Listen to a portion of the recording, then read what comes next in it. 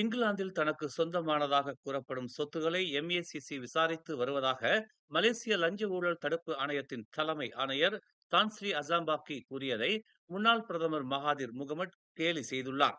சொத்துகள் இருப்பது குறித்து தனக்கு எதுவும் தெரியாது என்பதால் அவற்றை பற்றி தெரிவிக்குமாறு தாம் கேட்டுக்கொள்வதாக மகாதிர் கிண்டலாக தெரிவித்துள்ளார்.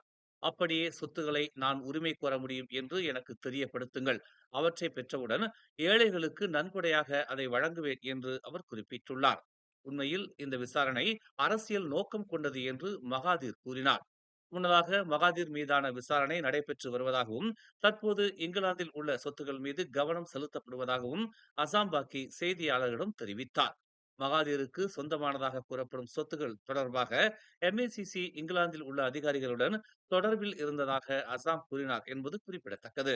மேலும் செய்திகளை தெரிந்து கொள்ள தமிழ் மலர் நாளிதழை பாருங்கள்.